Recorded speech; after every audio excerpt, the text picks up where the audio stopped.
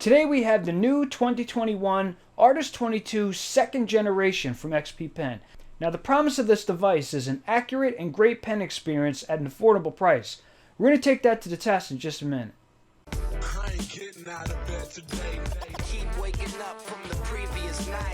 Now the Artist 22 is a pen display, which means you draw directly on the screen into your digital art program of choice. It also means you need a host computer. That means either a PC, a Mac, a laptop, whatever.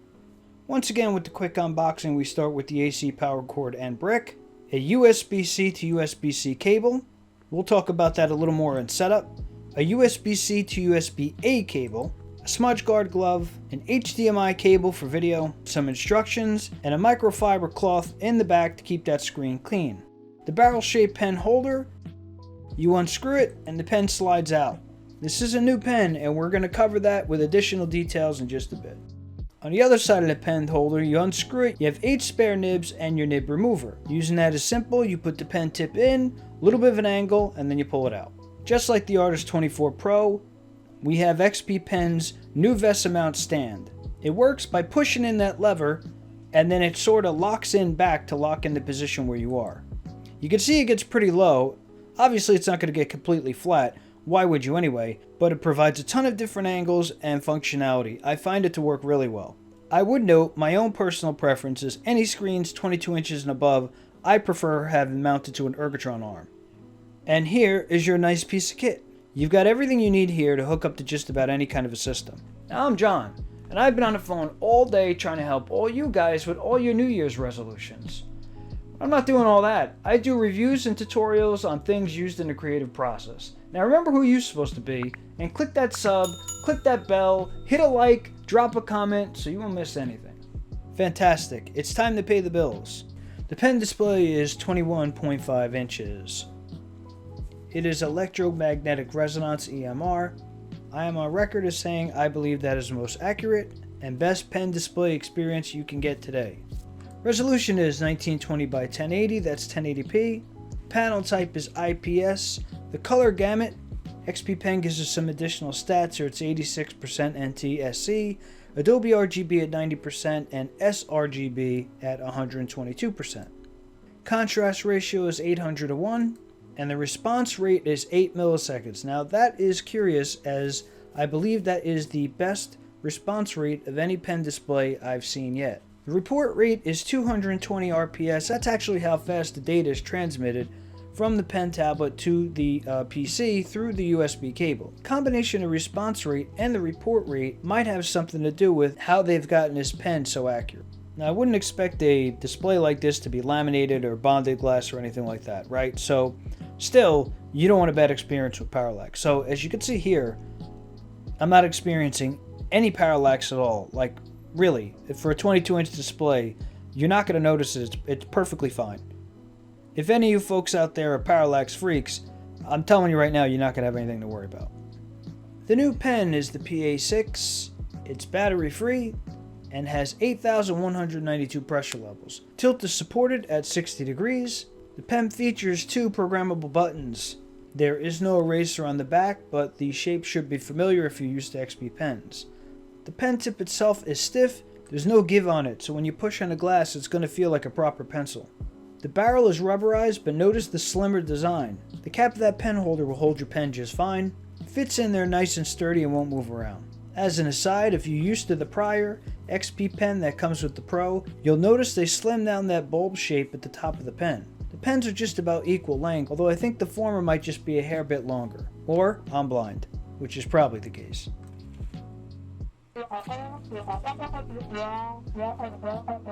I said I would help them with their New Year's resolutions, not mine. What are you, Judge Judy now? My 2 New Year's resolutions: eat better and wear pants. I'm doing great. Fine.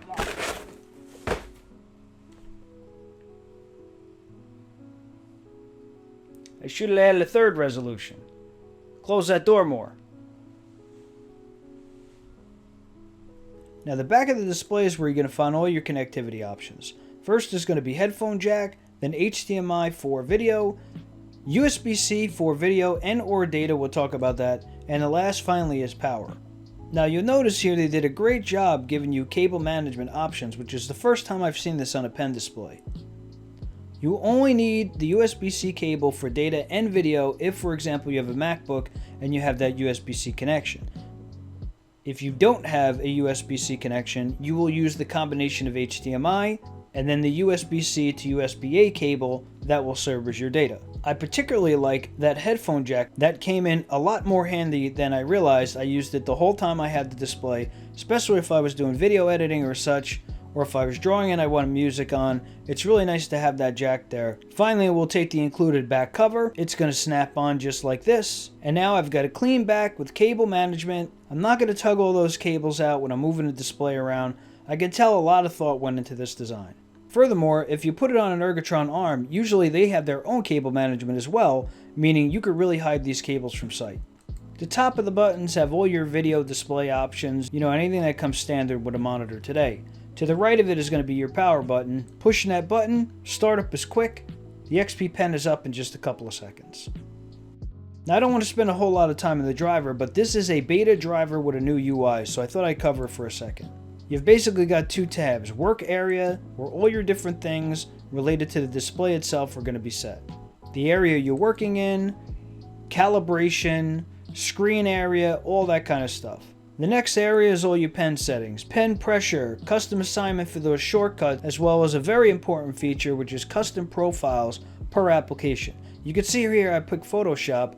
It's got the icon now, which is a step up from the previous driver, and you can do different custom button setups depending on what you have. Last but not least, you have a couple things here I find really interesting. You finally have a feature to disable tilt. That's fantastic. You have import and export for backing up your different custom configurations, as well as a diagnostic tool which will tell you everything from your firmware to the version of Windows you're running, etc., in case you need to call support for everything. Okay, you guys know I like to pull out Sketchbook Pro and start with an initial line so I can see my light, medium, and hard strokes, as well as the taper at the end. Gives me a general starting point for what I'm going to test. As you can see, we achieved that pretty easily. We'll move on to the next step. Now, EMR itself always comes with a little bit of lag, meaning the cursor drags behind the pen. So I was really curious with the response rate and that RPS, how the pen actually meets the promise of being very accurate. My first initial reaction to such an affordable display is how fast this pen tip keeps up to my movements. Now, I'm not a cosmonaut or anything like that. I can't explain everything going on behind the scenes. All I know is I'm moving this pen really fast and it's keeping up. More importantly, it's keeping up without skipping strokes. Now, I like to do these really long pen strokes because it gives me an idea end to end if I'm keeping the pressure along with how hard I am pressing the pen. See, starting out light, I maintain the pressure curve throughout this entire line. And especially at the end, not seeing any shoelace effect, this is exactly what I'm looking for. You can see even with hatch lines, as quick as I'm moving the pen, the line thickness stays consistent to my stroke, and I know exactly where I am at all time.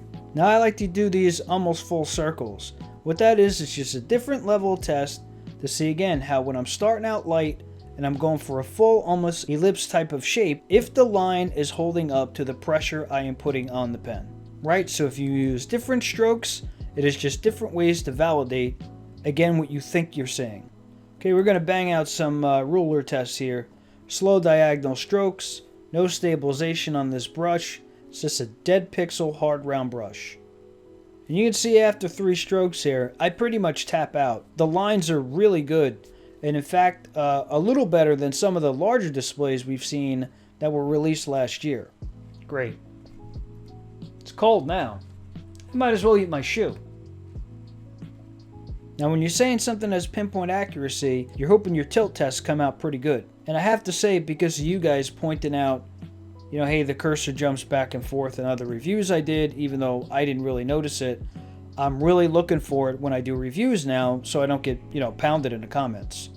Not surprisingly, the tilt is really good. I'm able to switch from a straight line here very quickly into tilting the pen a little bit and getting a really nice gradient with the same pen. And as you see, I'm not increasing the size of the brush, or I think at one point I do. And what we're doing here, I'm just tilting that pen to ensure that that cursor is not really jumping around.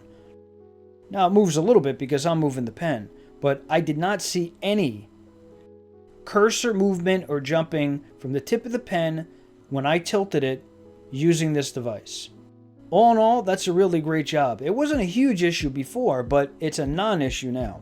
So, some thoughts on the experience. Now, one thing I never really explained, it's not like I take the thing out of the box and I just do these pen tests and I say, okay, great, guys, it's good or it's bad. I spent about a week and a half with these devices, drawing and fooling around and doing everything I can to break them. When I do the review, I try to summarize that into these very particular tests so you guys get an idea.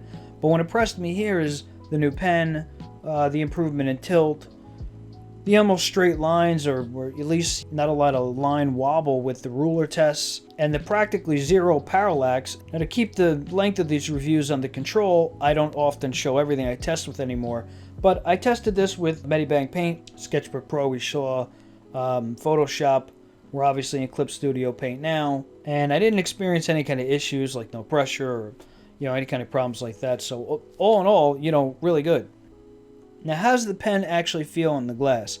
XPPen devices, if you've ever used them before, sort of have this, it's hard to describe it. It's not like a hard glass finish. There's almost like a softness to it.